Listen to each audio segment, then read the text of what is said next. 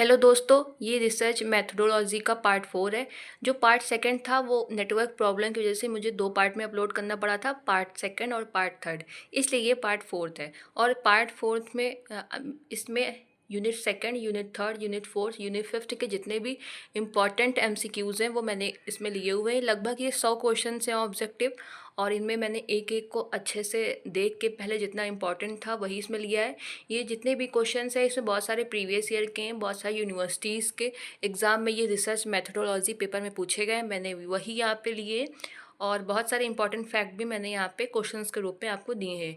तो टोटल मिला के ये 100 क्वेश्चंस हैं। आप एक दो बार इसको देखेंगे तो आप अच्छे से आने वाले एग्ज़ाम में अपने आप क्वेश्चंस को कर पाएंगे एग्जैक्टली। भले आपको ये क्वेश्चंस वहाँ ना मिले, लेकिन जब आप क्वेश्चंस देखेंगे तो आप उनको रिलेट करके आंसर कर पाएंगे।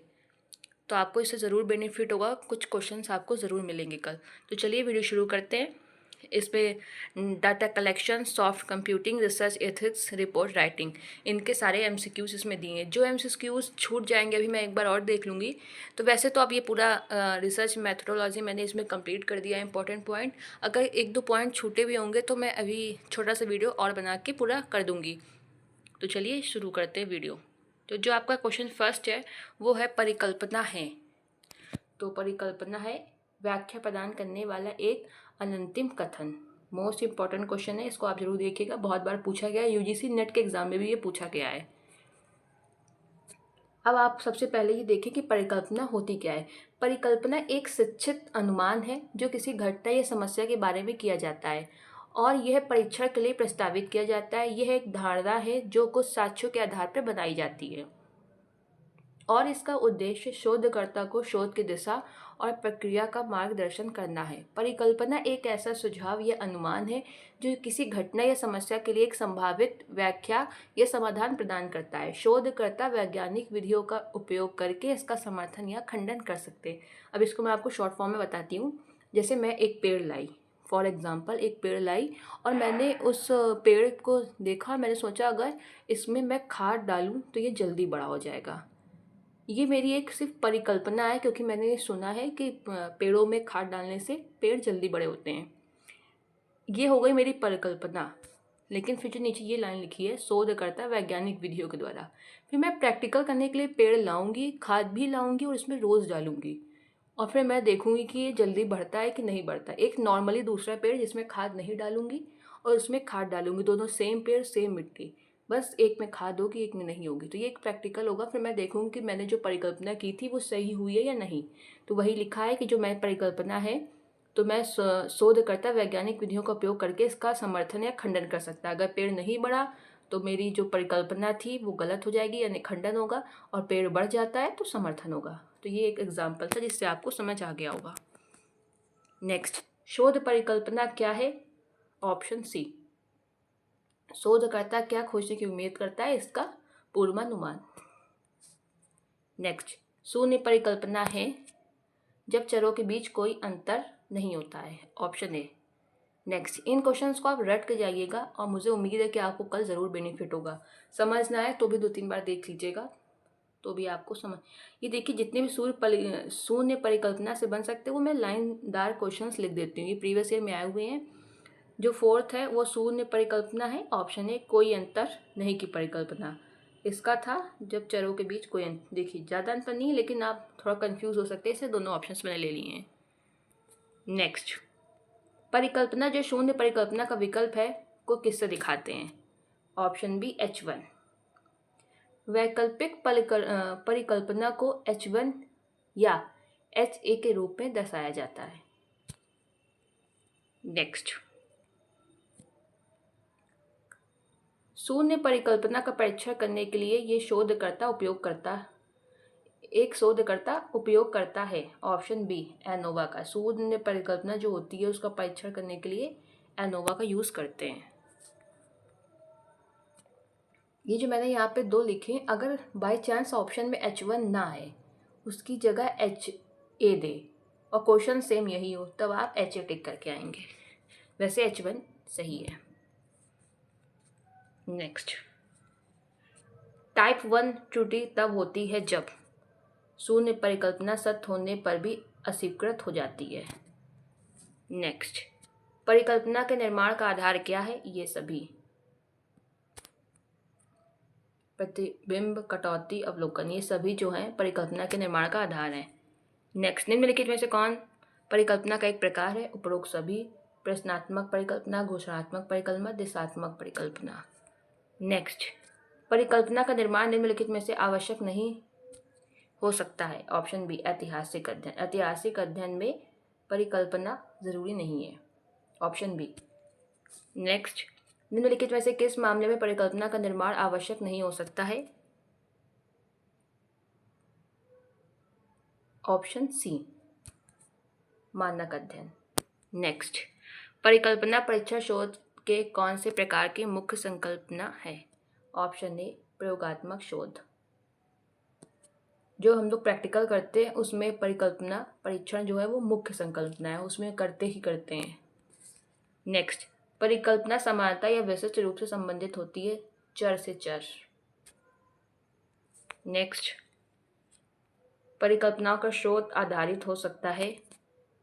ऑप्शन ए भी बी भी, इसलिए राइट आंसर होगा सी, ए और बी दोनों। नेक्स्ट, प्रयोजन कथन शोध प्रश्न और परिमित एवं मापनीय परिकल्पना तैयार करना निम्नलिखित में से किस शोध प्रकार की विशेषता है? देखिए, परिकल्पना है तो प्रयोगात्मक शोध होगा। प्रैक्टिकल जो रिसर्च होता है उसमें प्रयोगात्मक शोध होता है। ठीक दोस्तों, प्रैक्टिकल जो रिसर्च होता है उसमें हम लोग परिकल्पना का निर्माण करते हैं। नेक्स्ट, एक शोधकर्ता ये जांचने के लिए एक प्रयोग तैयार करता है कि नौकरी की तलाश करने वाले व्यवहार को प्रभावित करने के लिए चर कैसे परस्पर क्रिया करते हैं। अध्ययन का मुख्य उद्देश्य था स्पष्टीकरण। नेक्स्ट,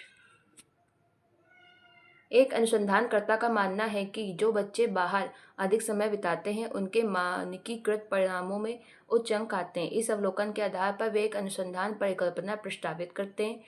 आगमनात्मक तर्क पर आधारित निम्नलिखित में से कौन सी सर्वाधिक संभावित परिकल्पना है? दोस्तों, प्रीवियस में क्वेश्चन आया है, इसलिए जरूर देखिएगा। ऑप्शन सी, बाहर रहने से शारीरिक गतिविधि बढ़ने से संज्ञानात्मक कार्य पर सुधार होता है। Option third right answer.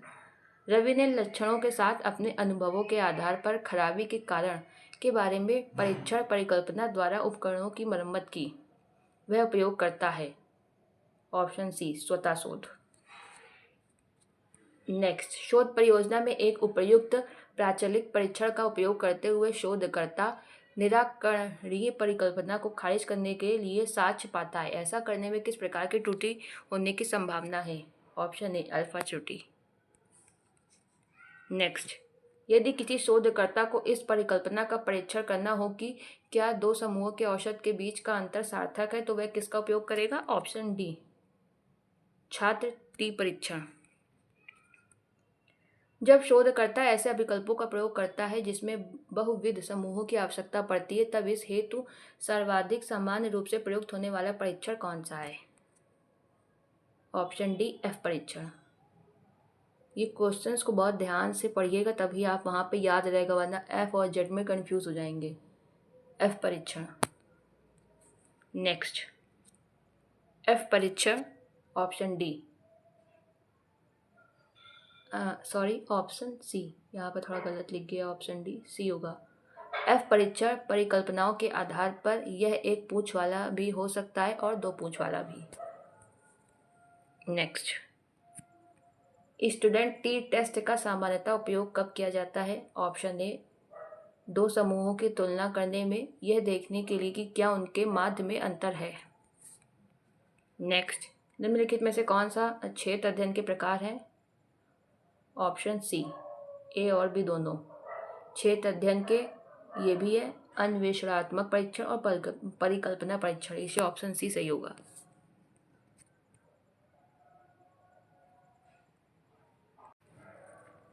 निम्नलिखित में से कौन सा पी मान यह दर्शाएगा कि कोई प्रतिदर्श सह संबंध गुणांक 1% सार्थकता स्तर पर सार्थक है? ऑप्शन है, ये भी इंपॉर्टेंट क्वेश्चन है, मान ही आप याद कर लीजिएगा। नेक्स्ट, निम्नलिखित में से एक कार्य अनुसंधान का उद्देश्य नहीं है। Option A, B, C, D, कौन सा होगा? तो ये होगा आपका ऑप्शन ए।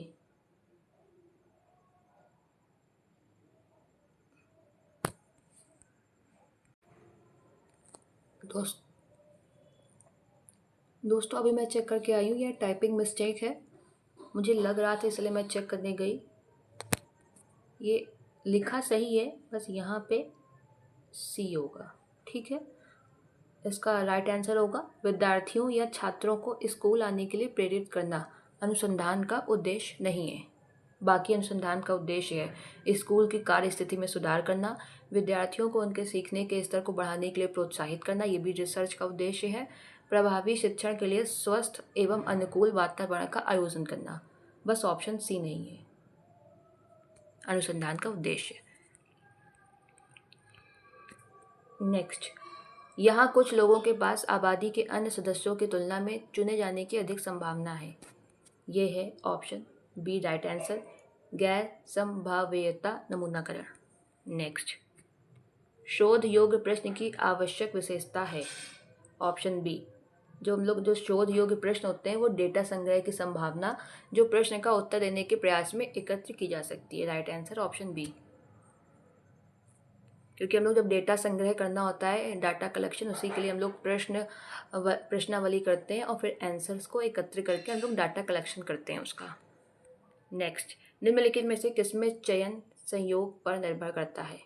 ऑप्शन ए संभाव्यता चयन। किसमें चयन संयोग पर निर्भर करता है? संभाव्यता चयन, ऑप्शन ए। नेक्स्ट, नमूनाकरण का डिजाइन कौन सा है? उपरोक्त सभी नमूनाकरण के डिजाइन है, तीनों ही नमूनाकरण के डिजाइन है। Option D is the right answer. Next, नमूना का लाभ यह है समय की बचत, पूंजी बचत या बढ़ी हुई सटीकता। तो option D is the right, A और बी दोनों, समय की बचत भी और पूंजी बचत भी। नेक्स्ट, निम्नलिखित में से नमूनाकरण विधियों की मुख्य विशेषता क्या है? उपरोक्त सभी नमूनाकरण की विशेषता है। अर्थव्यवस्था, विश्वसनीयता, व्यवहारिकता, सभी नमूनाकरण की मुख्य विशेषताएं। नेक्स्ट, निम्नलिखित में से कौन सी गैर संभाव्यता नमूनाकरण विधि है? कोटा नमूनाकरण। Option D is the right answer. Next, एक शोधकर्ता पूरी जनसंख्या को विभिन्न भागों में विभाजित करता है और फिर प्रत्येक भाग से इकाइयों की संख्या तय करता है जिन्हें नमूने में शामिल किया जाना है। उसके द्वारा इस्तेमाल की जाने वाली नमूनाकरण विधि है। ऑप्शन सी कोटा नमूनाकरण। ठीक है दोस्तों, ये वाला जो क्वेश्चन है इसको अच्छे से पढ़िएगा, तभी इसी तरह के जो क्वेश्चन आ पाएंगे वो आप कर पाएंगे और समझ पाएंगे कि वो कोटा नमूनाकरण का एग्जाम्पल है। नेक्स्ट, परिमित आकार वाली जनसंख्या के लिए निम्नलिखित में से कौन सी नमूनाकरण विधि सामान्यतः पसंद की जाती है? ऑप्शन डी, परिमित आकार वाली जब जनसंख्या के लिए हम लोग व्यवस्थित नमूनाकरण करते हैं। Option D is the right. Next, विनाशकारी परीक्षणों के मामले में अनुसंधान की सर्वोत्तम विधि है नमूनाकरण। Option A is the right answer. Next, आगमन का तर्क बहुत हद तक संबंधित है नमूना का तर्क। Option A is the right answer. Next, यादृच्छिकीकरण की विधि में शामिल है उपरोक्त सभी, लॉटरी भी, सिक्का विधि भी, टिपिक की यादृच्छिक अंकों की तालिका भी। उपरोक्त सभी is the right answer. Next, यादृच्छिकीकरण का अर्थ है, ये जितने भी आपको तीनों अर्थ दिए हैं इनको आप पढ़ लीजिएगा रोक के वीडियो पॉज करके। Option D is the right answer, उपरोक्त सभी। नेक्स्ट, यादृच्छिकी नमूनाकरण का लाभ यह है कि उपरोक्त सभी है, ये व्यक्तिगत पूर्वाग्रहों से मुक्त है, यह यथोचित सटीक परिणाम भी देता है। जो यादृच्छिक नमूनाकरण है ये डेटा संग्रह की एक किफ़ायती विधि भी है, इसलिए उपरोक्त सभी is the right answer. Next, टिपिक टेबल है उपरोक्त सभी। Option D is the right answer. यादृच्छिक अंकों की एक तालिका भी है, सांख्यिकी जांच में उपयोग किया जाता है, इसका नमूनाकरण विधियों में भी उपयोग किया जाता है। नेक्स्ट क्वेश्चन, नमूनाकरण विधियों का दोष है। ऑप्शन डी, उपरोक्त सभी। नमूनाकरण विधियों का दोष ये सभी हैं: नमूना त्रुटियों के अस्तित्व, नमूना सर्वेक्षक के लिए पर्याप्त रूप से प्रशिक्षित कर्मियों की आवश्यकता, नमूना इकाइयों में असमानता। उपरोक्त सभी। नेक्स्ट, नमूना डिजाइन की उद्देश्यपूर्ण विधि में वस्तुओं का चयन निम्नलिखित के अनुसार किया जाता है। Option B is the right answer. व्यक्तिगत निर्णय के आधार पर इंसान वस्तु का चयन करता है। नेक्स्ट, यदि सभी संभावित विशेषताओं से संबंधित नमूने लिए गए हैं तो यदि सभी संभावित विशेषताओं के साथ, जब कोई चीज़ संभावित होती है तो उसमें कहीं ना कहीं त्रुटि होने की संभावना होती है, इसलिए जो सबसे इसमें सही आंसर होगा वो होगा ऑप्शन सी, अधिक त्रुटियों की कम संभावना। मतलब त्रुटि होने की जो संभावना है वो कम हो जाती, अधिक त्रुटियों की कम संभावना। Option C is the right answer. Next, परिवार के आकार और आय के बीच संबंध का अध्ययन करने के लिए एक शोधकर्ता अपनी जनसंख्या को विभिन्न आय स्लैब में वर्गीकृत करता है और फिर प्रत्येक स्लैब से एक यादृच्छिक नमूना लेता है। वह नमूना लेने की कौन सी तकनीक अपनाता है? ऑप्शन सी, स्तरीकृत यादृच्छिक नमूनाकरण। नेक्स्ट, ये एग्जाम्पल है, आप ये समझिएगा, इस तरह के क्वेश्चंस बहुत पूछे जाते हैं एग्ज़ाम में, इसको आप ध्यान से देखिएगा। 1976, 1986, 1996 और 2006 में भारत में पुरुषों और महिलाओं में एड्स की व्यापकता का अध्ययन करने के लिए निम्नलिखित में से कौन सी नमूनाकरण विधि उपयुक्त है? तो ऑप्शन बी, व्यवस्थित नमूनाकरण। नेक्स्ट, हम फैक्टोरियल विश्लेषण का उपयोग करते हैं कई चर के बीच अंतर जानने के लिए। Option D is the right answer. आप ये थोड़ा सा फैक्ट मैंने दिए हुए हैं, आप ये देख लें।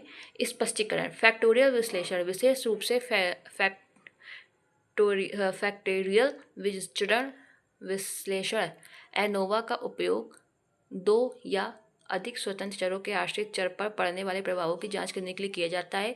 यह निर्धारित करने में मदद करता है कि स्वतंत्र चरों के बीच महत्वपूर्ण अंतर या अंतःक्रियाएं हैं या नहीं, और आश्रित चर पर उनके संयुक्त प्रभाव क्या हैं। ये 2 बार आ गया है यह, तो ये नहीं होगा। ठीक है दोस्तों। नेक्स्ट, SPSS सॉफ्टवेयर का पूरा नाम क्या है? ऑप्शन ए, सामाजिक विज्ञान के लिए सांख्यिकी पैकेज। दोस्तों मैंने इंग्लिश में भी दे दिया है, कभी कभी आपको हिंदी में नहीं इंग्लिश में पूछ देता है। तो statistical package for social science. Next, निम्नलिखित में से कौन सी डेटा प्रत्योक्षकरण विधि है? Option C is the right answer, pie chart और बार चार्ट। कौन सी डेटा प्रत्योक्षकरण विधि है? पाई चार्ट और बार चार्ट। नेक्स्ट, किसी छोटे भाग पर किए गए अवलोकनों के आधार पर संपूर्ण जनसंख्या के बारे में अनुमान लगाने को क्या कहा जाता है? आगमनात्मक अनुमान। ठीक है दोस्तों, option B is the right answer. Next, निम्नलिखित में से किसका अनुसंधान उपकरणों और तकनीकों पर सीधा प्रभाव पड़ता है? किसका? तो होगा ऑप्शन ए, अवधारणा का पड़ता है। नेक्स्ट, किस विशिष्ट व्यवहार को चुनना और उसकी घटनाओं की गणना करना इसके अंतर्गत आता है? किसके अंतर्गत आता है? प्राकृतिक अवलोकन के अंतर्गत। Option B. नेक्स्ट, एक सोच समस्या तभी व्यवहार नहीं होती जब इसमें स्वतंत्र और आश्रित चर शामिल होते हैं। Option A is the correct answer. Next, शोध अध्ययन में आश्रित चर क्या है? एक चर जिसे स्वतंत्र चर की प्रतिक्रिया में मापा या देखा जा सकता है। यानी कि जब हम स्वतंत्र चर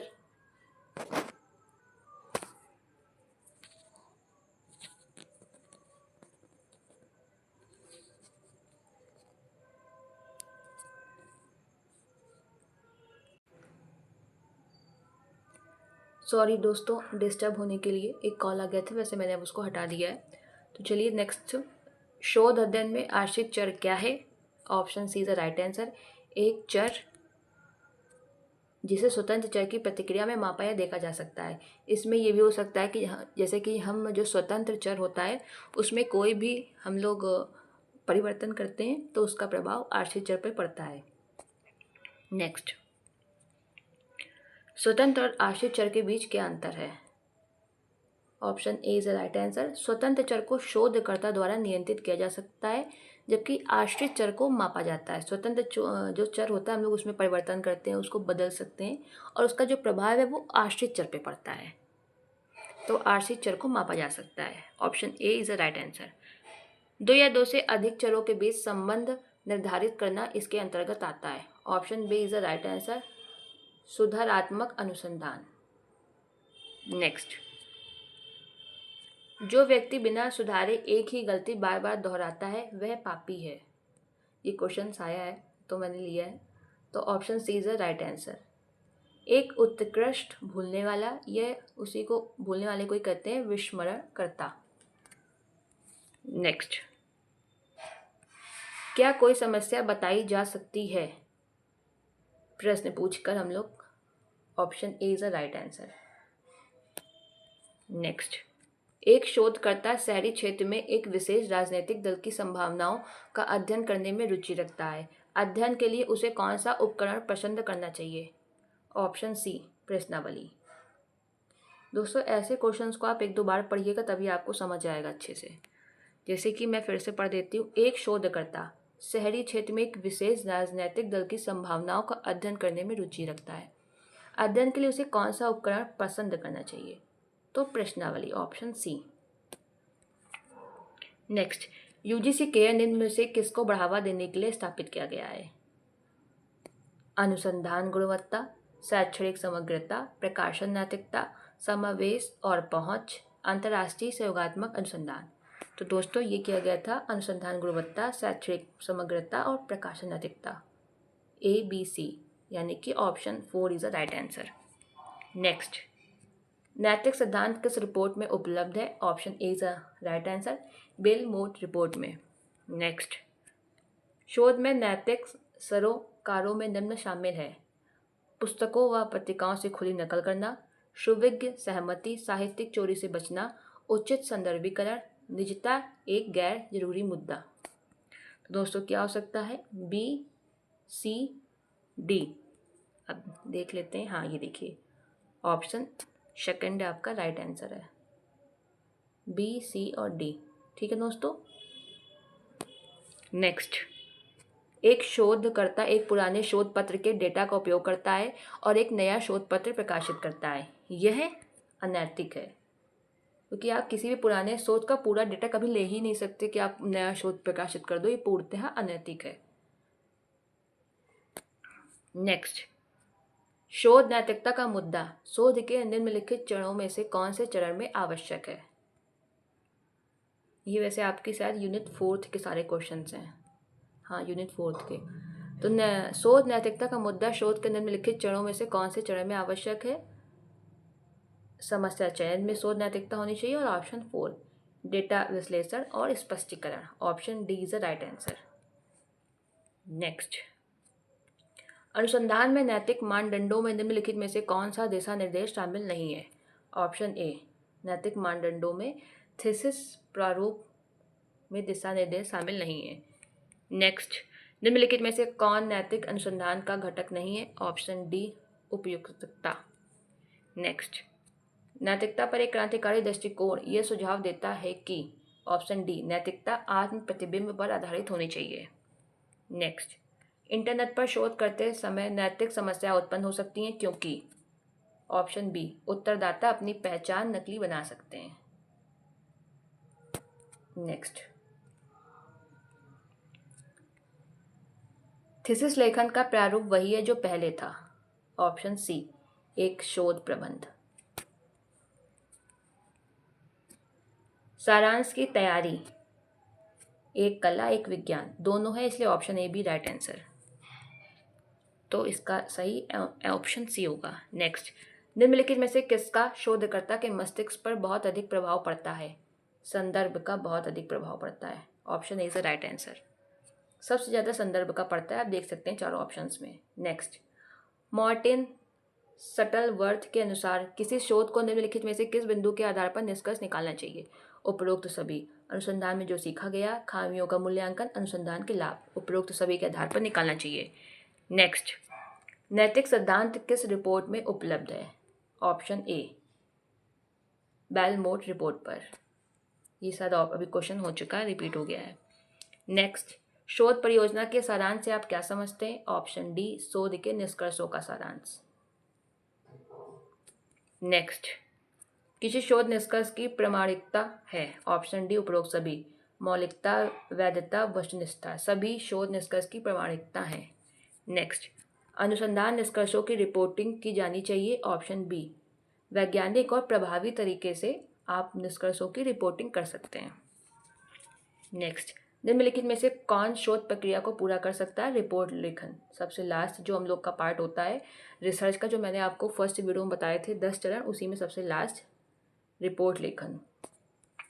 नेक्स्ट, रिपोर्ट लेखन के लिए निम्नलिखित में से कौन सी रूपरेखा सुझाई गई है? ये आपके लास्ट यूनिट जो है रिसर्च मेथोडोलॉजी के उसके क्वेश्चंस हैं।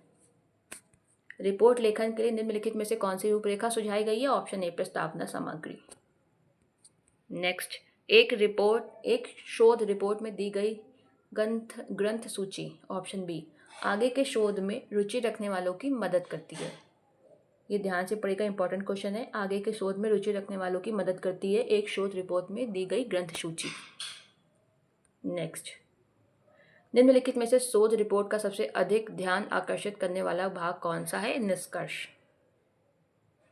जो निष्कर्ष होता है वो हम लोग का सबसे ज़्यादा ध्यान आकर्षित करता है इन चारों में। नेक्स्ट, एक शोध रिपोर्ट प्रस्तुति है सकारात्मक साक्ष्य, नकारात्मक साक्ष्य, इसलिए ऑप्शन से इज द राइट आंसर, ए और बी दोनों। नेक्स्ट, जनरल में शोध लेख संदर्भों को लिखने की एपीए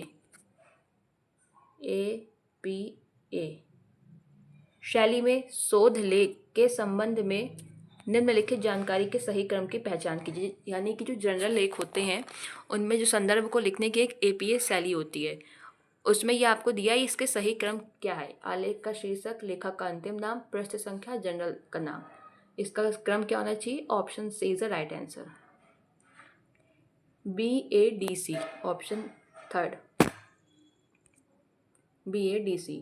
यानी कि सबसे पहले आप लेखक का अंतिम नाम लिखेंगे, फिर आलेख का शीर्षक लिखेंगे, उसके बाद जनरल का नाम और सबसे लास्ट में आप पृष्ठ संख्या। ये देखिए मैंने यहाँ पे लिख दिया है, आप ये पढ़ सकते हैं। लेखक का अंतिम नाम, लेखक का शीर्षक, जनरल का नाम, पृष्ठ संख्या। आप ये पूरा अच्छे से पढ़ लीजिएगा। मैं अभी इसको आपको बड़ा जूम कर देती हूँ, ये देखिए। और एपीए का जो फुल फॉर्म होता है ये भी आपके पेपर में आ सकता है, अमेरिकन साइकोलॉजिकल एसोसिएशन। शैली का प्रयोग आमतौर पर मनोविज्ञान, शिक्षा और अन्य सामाजिक विज्ञानों में स्रोतों का हवाला देने के लिए किया जाता है। एपीए का full form American psychological association. Next, general लेख संदर्भ लिखने के लिए एपीए शैली के अनुसार एक शोध लेख के बारे में निम्नलिखित जानकारी के सही क्रम की पहचान कीजिए। अभी ऊपर भी यही क्वेश्चन था लेकिन थोड़ा अंतर है, उसमें आपको अलग चरण दिए गए थे 4, इसमें आपको अलग दिए गए हैं। अब आपको ये बताना है, तो थोड़ा सा मैं वो कर देती हूँ। ऑप्शन जो आपका सेकंड है वो राइट आंसर है। सेकंड, सबसे पहले आपको बी यानी कि प्रकाशन वर्ष लिखना है, फिर डी लेखक का शीर्षक, उसके बाद आपको ई पत्रिका का नाम, उसके बाद आपको खंड संख्या, उसके बाद आपको DOI। ठीक है दोस्तों, सबसे पहले प्रकाशन का वर्ष, ये आप याद कर लें।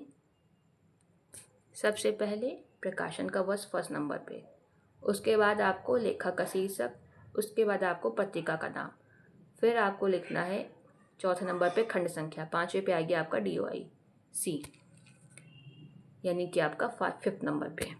नेक्स्ट, ये भी मैंने आपको यहाँ पे लिख दिया है, तो आप शॉर्ट फॉर्म में देख लीजिएगा। ऐसे कर दूंगी तो बहुत ज़्यादा आपको दिखेगा नहीं, आप ये देख लीजिएगा पॉज करके वीडियो, और मैं थोड़ा ऐसे कर देती हूँ तो आपको दिख जाएगा। नेक्स्ट, निम्नलिखित में से कौन सा सांख्यिकी पैकेज है? सांख्यिकी पैकेज कौन सा है, इसमें किसका यूज़ किया जाता है? तो ऑप्शन ए का, ऑप्शन बी का, ऑप्शन डी और ऑप्शन ई। ठीक है दोस्तों, एनोवा का नहीं किया जाता सांख्यिकी पैकेज में, बाकी का 4 का किया जाता है। ABDE, सी नहीं है। नेक्स्ट, राइट आंसर आपका ऑप्शन थर्ड है। नेक्स्ट, टी परीक्षण करने हेतु निम्नलिखित में से कौन सा सॉफ्टवेयर प्रयुक्त किया जा सकता है टी परीक्षण के लिए? ऑप्शन ए MS Excel और SPSS। ठीक दोस्तों, राइट आंसर आपका ऑप्शन सी, केवल ए और सी। ठीक है दोस्तों, नेक्स्ट, निम्नलिखित में से कौन सा शोध प्रारूप परिकल्पना, परीक्षण और सामान्यीकरण पर केंद्रित है? Option A is the right answer, first, प्रयोगात्मक और घटनोत्तर अनुसंधान।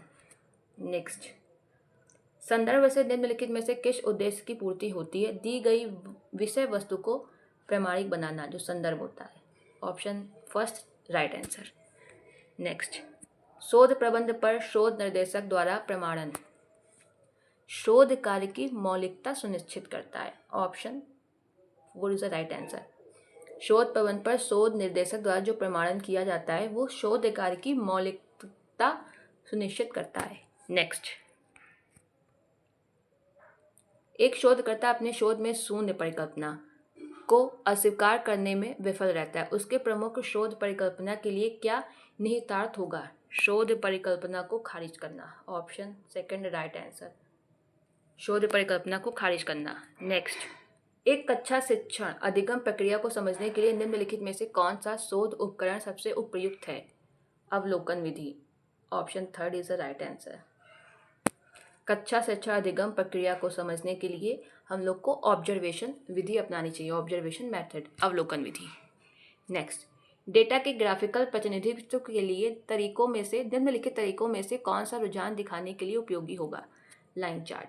डेटा के ग्राफिकल प्रतिनिधित्व के लिए line chart. Option second is the right answer. Next, परीक्षा प्रदर्शन में इंटरनेट सर्फिंग के प्रभाव को जानने के लिए एक शोध अध्ययन में यह पाया गया कि जैसे जैसे इंटरनेट सर्फिंग पर बिताए गए घंटों की संख्या बढ़ती है, परीक्षा प्रदर्शन खराब होता है। यह अध्ययन किसका उदाहरण है? ऑप्शन बी, सह संबंधी शोध का। Option B is the right answer. Next, शोध के आंकड़े शब्दों या चित्रों के रूप में होते हैं जिनमें शोधकर्ता प्रमुख साधनों के रूप में निम्नलिखित में से किस अध्ययन में होते हैं? ऑप्शन ए, प्रतिभागियों के अवलोकन आधारित अध्ययन, जिसमें शब्द और चित्र के रूप में होते हैं। Option A is a correct. Next, प्रायिकता प्रतिचयन की विशेषताओं में से एक है, ये इंपॉर्टेंट क्वेश्चन है, यादृच्छिक चयन। Option third. नेक्स्ट, जनसंख्या आंकड़ों से परिकलित कोई भी सांख्यिकी माप के रूप में जाना जाता है। Option second is the right answer, प्राचल। ये भी इंपॉर्टेंट है, प्राचल। नेक्स्ट, सांस्कृतिक मानव विज्ञान का अध्ययन करने के लिए मुख्य रूप से किस अनुसंधान पद्धति का उपयोग किया जाता है? Option third is the right answer, प्रतिभागी अवलोकन। सांस्कृतिक मानव विज्ञान का अध्ययन करने के लिए मुख्य रूप से किस अनुसंधान पद्धति का उपयोग किया जाता है? प्रतिभागी अवलोकन का। Option third is the right answer. Next, जब एक शोधकर्ता एक प्रयोग करती है तो वह यह सुनिश्चित करना चाहती है कि नियंत्रण और प्रयोग समूहों के बीच कोई अंतर के कारण है। ये डॉट जो लगा ये नहीं होगा, इससे आप कंफ्यूज मत होइएगा। के बीच कोई अंतर के कारण है। ऑप्शन, ये जो डॉट है ना, यहाँ पे ऐसे डैश था, थोड़ा टाइपिंग में मुझसे हो गया गलत, ऐसे डैश लगा था, तो इसका राइट आंसर होगा प्रयोग समूहों के बीच कोई अंतर प्रयोगात्मक जोड़ तोड़ के कारण है। ठीक है दोस्तों, यहाँ पे डैश में ये भरा जाएगा। Option second is the right answer, प्रयोगात्मक जोड़ तोड़। नेक्स्ट, निम्नलिखित में से कौन सी नमूनाकरण विधि प्रायिकता आधारित है? क्लस्टर नमूनाकरण, कोटा नमूनाकरण, व्यवस्थित नमूनाकरण, आयामी नमूनाकरण, स्तरीकृत नमूनाकरण। नमूनाकरण विधि प्रायिकता आधारित है, तो इसका जो राइट आंसर होगा ऑप्शन सेकंड, ए क्लस्टर नमूनाकरण, सी व्यवस्थित नमूनाकरण, और आपका ई स्तरीकृत नमूनाकरण। ठीक है, ये नमूनाकरण विधि प्रायिकता आधारित है, ए, सी और ई। ठीक है दोस्तों, सेकंड आपका राइट आंसर। नेक्स्ट, निम्नलिखित प्रतिचयन विधियों में से किसमें प्रतिदर्श को एक संयोगिक और अव्यवस्थित प्रतिदर्श कहा जाता है? ऑप्शन फोर, सुविधाजनक प्रतिचयन को। नेक्स्ट एंड लास्ट क्वेश्चन आपका, हाँ लास्ट ही है 100 नंबर का। प्लेसिबो प्रभाव का अर्थ है सकारात्मक प्रभाव। प्लेसिबो प्रभाव का अर्थ है सकारात्मक प्रभाव। तो दोस्तों ये थे आपके 100 क्वेश्चंस। जितना भी आपका रिसर्च मेथोडोलॉजी के इंपॉर्टेंट MCQs थे, लगभग ये 300 के आसपास थे, तो मैंने ये पूरे आपको करा दिए हैं। अभी मैं एक बार और देख लूँगी रात तक, अगर कोई भी इंपॉर्टेंट पॉइंट छूट गया होगा तो मैं उसका छोटा सा वीडियो बना के फिर से डाल दूँगी। आप ये 100 क्वेश्चंस और जो मैंने 2 वीडियो अपलोड किए हैं, 3 वीडियो, उनको आप 2-3 बार स्पीड बढ़ा लीजिए 1-1 घंटे के। अगर आप स्पीड बढ़ाएंगे तो वो आधे घंटे के होंगे, 40 मिनट के, तो आप 4 घंटे में पूरा रिवीजन कर सकते हैं जितने इंपॉर्टेंट फैक्ट हैं उनका। और मुझे पूरी उम्मीद है कि आपको कल ये ज़रूर बेनिफिट करेगा। दोस्तों एक बस रिक्वेस्ट है, अगर आपको कल के पेपर में कोई भी हेल्प हो तो प्लीज़ कमेंट करके बताइएगा कि हेल्प हुई है, और कोई भी हेल्प चाहिए हो तो आप मुझे कमेंट करिएगा, मैं डेफिनेटली करूँगी। तो वीडियो देखने के लिए धन्यवाद। कोई भी क्वेरी हो कमेंट करिएगा, मैं रिप्लाई डेफिनेटली करती हूँ। ओके, चलिए बाय एंड गुड नाइट। और ऑल द बेस्ट अपने एग्ज़ाम के लिए। सबसे बढ़िया करके आइएगा, अच्छे से पेपर पढ़िएगा और सोचिएगा कि क्या राइट आंसर होगा। तो चलिए ठीक है, बाय एंड गुड नाइट।